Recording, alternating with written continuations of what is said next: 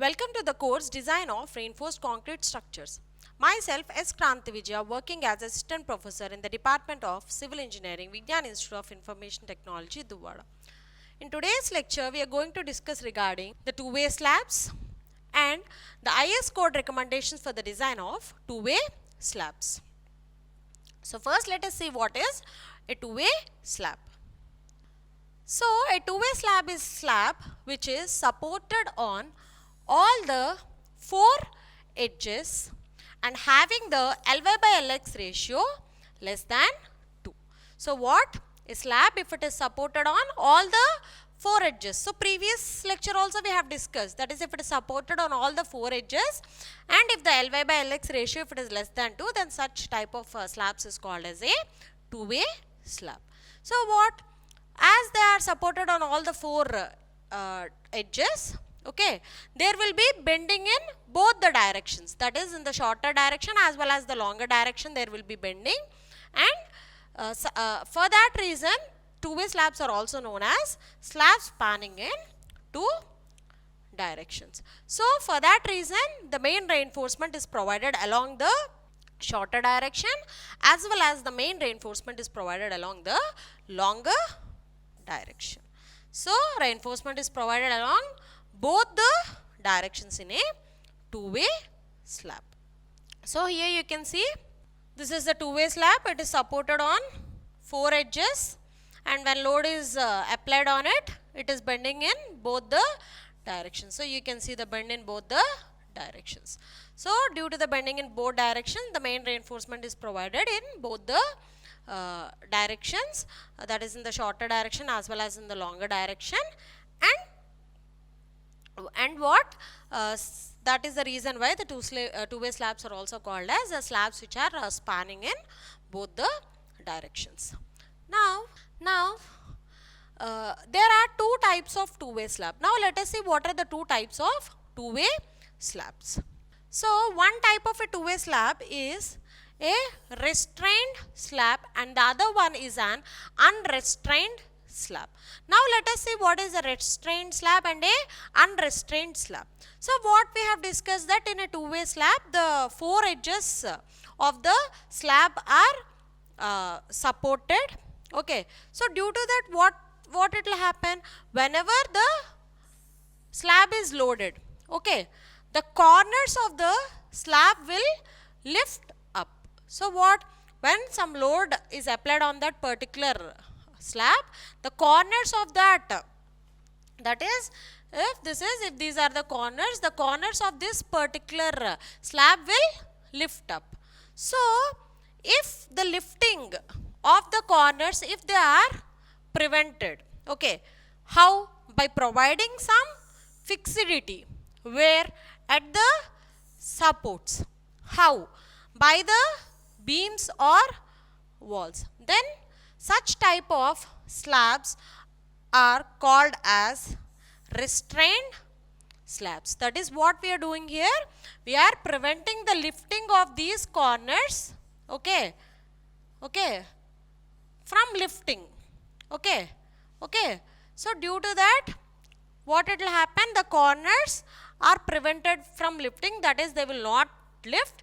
So that is the reason why such type of two-way slabs are called as restrained slabs, as we are restraining the lifting of the corners. Okay. So to prevent the cracks at the corners in such kind of two-way slabs, we are going to provide a special reinforcement, that is the torsional reinforcement, so that the edges can be prevented from cracking. So at the edges, at these corners, we are going to provide a reinforcement which is called as the torsional reinforcement, so that there will not be any cracking, to prevent the cracking. Okay. Why there will be cracking? We have restrained it from lifting. So due to that what might happen? There might be formation of the cracks. So to prevent that, what? An additional reinforcement, that is the torsional reinforcement, is provided in this particular two-way slabs, that is the restrained slabs. So that is the restrained slabs, two-way slabs are also called as slabs with corners held down. That is, the corners are held down either with the support of beams or walls. So what are the two cases that Indian standards has recommended how we will provide the fixity or rigidity to the corners?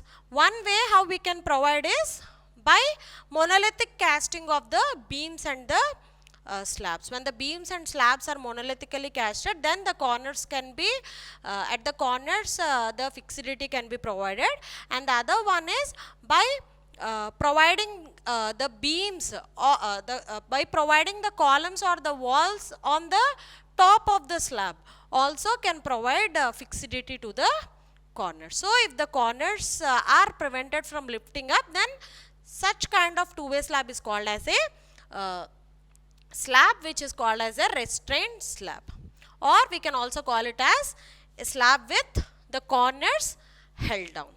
Now we will see the unrestrained slabs. So what is an unrestrained slab? So whenever a slab is loaded, what it will happen? The corners of the slab will try to lift up. Okay, isn't it or not? So the slabs in which the corners are not prevented from lifting. So previously what we have done, we have prevented the corners from lifting, and here we are not preventing the corners from lifting. Then such type of two-way slabs are called as unrestrained slabs or slabs with corners not held down. Here what we are not preventing them from lifting. Okay, so then such kind of two-way slabs are called as unrestrained slabs or the slabs with corners not held down. So these are the two kinds of two-way slabs. Now let us see what are the IS Codal recommendations for design of two-way slabs, that is the restrained slab as well as for the unrestrained slab. Now let us see the design of two-way slabs. So for the design of two-way slabs, okay, in the similar way the procedure what we have followed for one-way slab we are going to follow, but there are a few more changes. So let us see what are the changes here. So first thing is what? First thing we have to calculate the thickness of the slab. So how we will calculate the thickness of the slab? The thickness of the slab is generally calculated by the L/D ratio. So if the shorter span, if it is less than 3.5 meters, then the L/D ratios are taken differently, and if the span, if it is greater than 3.5 meters, then the L/D ratios is taken previously as it is taken for a one-way slab. Now let us see how to take the L/D ratios if the span is less than 3.5 meters, and if the load which is acting, if it is up to 3 kilonewton per meter.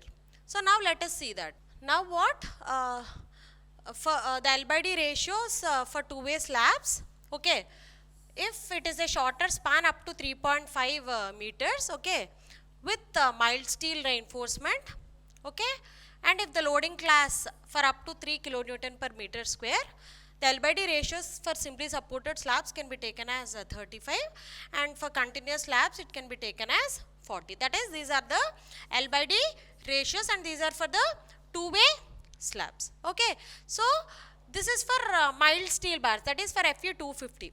If we want it for high strength deformed bars, that is for Fe 415 grade, these values can be multiplied by 0.8. So this is the clause, that is 24.1. in that there is a note, and that note should be followed when the spans, that is the shorter span, if it is less than 3.5 meters. So you have to take the L/D ratios, these one as the L/D ratios. Now what? We have calculated the thickness of the slab. So after calculating the thickness of the slab, next what we have to do? We have to calculate the effective span. So the effective span is also calculated as how it is calculated for the one-way slab. So the next is we have to calculate the effective span. The effective span is also calculated. How it is calculated for the one-way slab. Next is we have to calculate the loads which are acting on the slab. It is also the same. And the next one is to calculate the maximum bending moment and the shear force. So when coming to the calculation of the maximum bending moment in two-way slab, the bending moment equations are different here. So the equations what you have to follow here are taken from Annexure D of IS 456 2000. So in IS 456 2000 there is Annexure D, and you have to follow that Annexure D for calculating the bending moments. So these bending moments are also calculated differently for the restrained slabs as well as the unrestrained two-way slabs. Now let us see how the Annexure D has the formulas for calculating the bending moments in the x direction as well as in the y direction. Now what? We have two kinds of two-way slabs. One is the restrained slabs and the other one is the unrestrained slabs. So for calculating the maximum bending moment, okay, per unit width, we have to follow these two equations for the restrained slabs. Okay, and if it is an unrestrained two-way slab, then these equations for calculating the bending moments, maximum bending moments are to be considered. Now what? We have calculated the maximum bending moment and the shear force. So after calculating that, the next step is to find out the depth, minimum depth which is required for carrying the particular moment. The next step is to what? To calculate the depth, minimum depth required to resist the maximum bending moment. So what? We have to calculate the depth and we have to check whether the provided depth is more than the minimum depth or not. So after doing that, what we have to do, the next step is we have to calculate the reinforcement details. So what? As it is a two-way slab, in a two-way slab the reinforcement is provided in both the directions. That is the main reinforcement, it is provided in both the direction. Now let us see how the reinforcement has to be provided for a restrained slab and for an unrestrained slab. So those conditions were also given in Annexure D. So now let us see that. So one point what is, when we are calculating the maximum bending moments, there will have bending moment coefficients, and that bending moment coefficients has to be taken from this particular table. So this particular table is for the bending moment coefficients alpha x and alpha y, okay, which depends upon the Ly by Lx ratio, and this is for the slabs which are restrained, okay. This is for the slabs which are restrained, and there is another table below this which is table number 27. That particular table is meant for the bending moment coefficients alpha x and alpha y for unrestrained slabs. So let us see the table. So this is the table for bending moment coefficients alpha x and alpha y. These two alpha x and alpha y are meant for finding out the maximum bending moments, okay. So this is for what? This is for slabs which are unrestrained, okay. You have to follow this particular table, table 27. Now let us see the reinforcement details. So for a restrained slab, the reinforcement has to be provided as per IS 456 2000. So how the reinforcement will be provided is, the slab will be divided into a middle strip and an edge strip, you can see here. So here also this along the Ly span, this will be the middle strip and this is going to be the edge strip, and this is along the Lx span, this will be our middle strip and this will be our edge strip. So what we have to do is, the middle strip will be at for a length of 3 by 4 Ly, and the edge strip here will be Ly by 8, and here also it is 3 by 4 Ly, and this is L by Lx by 8. So here what, in restraint slab we have to calculate the reinforcement for the middle strip, and we have to provide that particular reinforcement only for this particular middle strip. Okay, in the similar way in this direction also, and in the similar way we have to calculate the reinforcement for the edge strip separately, and for the edge strip the reinforcement has to be provided. So all those clauses and the points were given above, which you can see, and in restraint slab an additional torsional reinforcement is also provided, and that additional torsional reinforcement is provided at the corners of the two-way slab in the form of a mesh. So how we will provide that? If suppose if this is a slab, if these are the corners, at this particular corners the additional torsional reinforcement will be provided in the form of a mesh. So for a restrained slab, for a restrained two-way slab, this additional torsional reinforcement has to be calculated and it has to be designed. So how to calculate this and all were given in the points which are mentioned here, which we will see in while solving the problem. So for reinforcement for unrestrained slabs is provided as it is provided for a one-way slab, and the condition given here is at least 50% of the tension reinforcement provided along the mid span, it should extend into the supports, okay, and the remaining 50% should extend within 0.1 Lx in the shorter direction and 0.1 Ly in the other direction into the supports. Okay, so this is how we have to design the reinforcement for two-way slabs. After designing the reinforcement, what we have to do? We have to do the checks similar for as it is for a one-way slab. That is, we have to check for the minimum reinforcement to be provided. The spacing for the reinforcement has to be checked. Okay, as how we have seen, the same clauses and the same points has to be used as it is for a one-way slab. So after finding out the reinforcement details, the next thing what we have to do is, so the next step is we have to check. Okay, the check should be done for shear, a shear check has to be done, and as well as the check for deflection and development length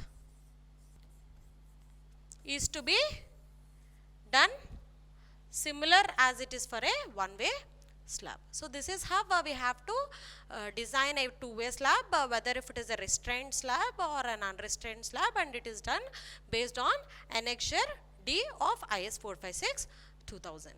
Thank you.